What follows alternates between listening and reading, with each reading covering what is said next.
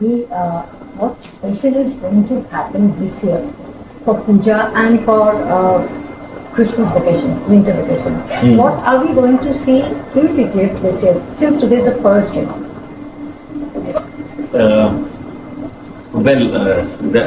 That's a tough one, because people want to travel during Puja here, and they're looking for always new options. You have been to a place, you don't want to go to the same place again, you want a different place.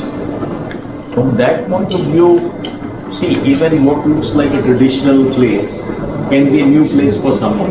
So you have been to Goa, but you have not been to Rajasthan, or you have not been to Uttarakhand, or you have been to, even Indian states are so big that you want to go to a different region in that state.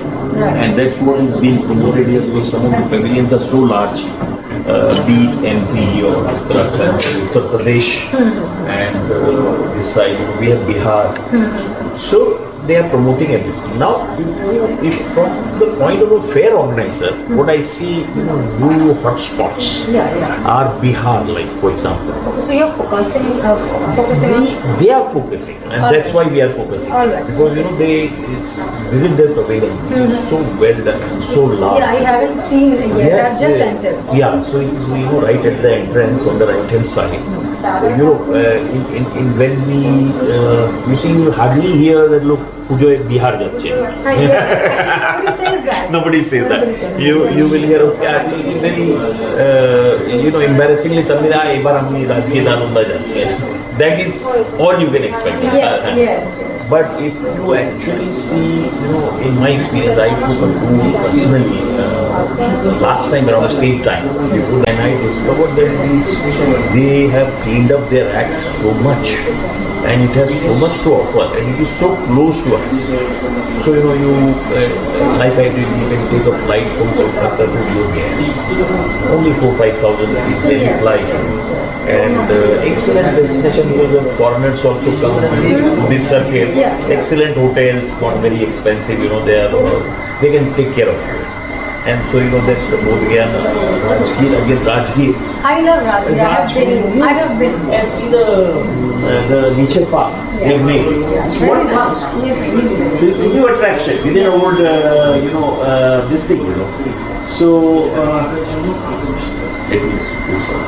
So you do that, because Rajgir is not only the history and archaeology, but now wildlife also in a curated way. And then of course you can travel, you can find your own route. There are some nice destinations, archaeological or religious interest, and you can go to a place like what is called Valmiki Tiger Reserve, VTR for short. This is a hidden gem. It's a huge jungle like Chitwan only. In Nepal, it is like the other side of Chitwan. There is only a river running in between, and you see that they got a cat symbol, which is the highest award for conservation of tiger and wildlife otherwise.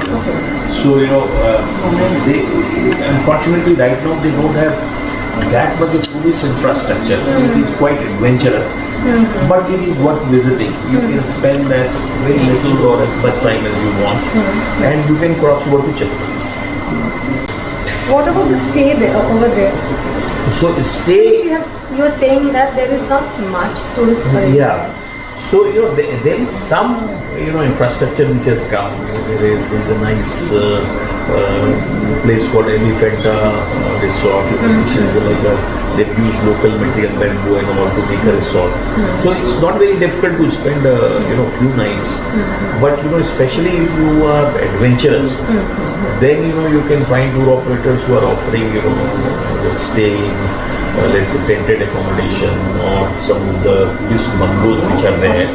And you can actually cross over to Nepal not through traditional roads, but through the jungle off-road using 4x4 vehicles.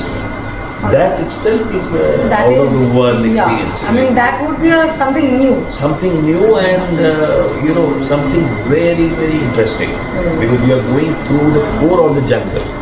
Adventure, and wildlife, through the wildlife. You can't stay one night there, because you have to cross, because this is the core of the jungle. So this is the perfect product, especially if there is a group and you can make a convoy, and they look after you very well, both sides, the wildlife, guardians this side as well as that side. So, sir, as an organizer, as a whole, what would you like to say about this TTF and to the visitors, those who come and visit the TTF every year, and this year those who are coming? See, mainly it is a B2B platform nowadays. Yeah. Little bit of B2C. So, as an organizer, we are very happy because we have seen close to 50% growth in our, space occupancy and revenues, which is a very good sign because COVID pretty much dried up, and now it is like growing by leaps and bounds, and it has come to a level much bigger than pre-COVID. So that is, I'm sure that is true for the tourism industry in general. And so, for my message to tourism industry is that look, you must forget the pain of COVID, and apply your mind to the opportunities now. And opportunities may not be the same, because there is a lot of things which has changed course, like the traditional markets. People used to go a lot to Europe, US. You're not even getting visas, so you can't operate that much in US embassy giving visa appointment for 1 year later. Yeah. So if you depend on time taking. so if you depend on those traditional markets, then you may have to wait. So it's a time to innovate and think out of the box, and look at alternative new ideas. So those countries which are giving visas is where you should have your traffic. And within India, some of the ideas we have discussed, because people are looking for new things all the time. There is a mindset change also, after COVID. So, and as far as your general visitors are concerned, tourism, travel is a therapy. So mind and body, and so you must travel, carry on the tradition of traveling, forget the bad days of COVID. People have forgotten. That was a time. There is nothing called virtual tourism. It is an actual tourism.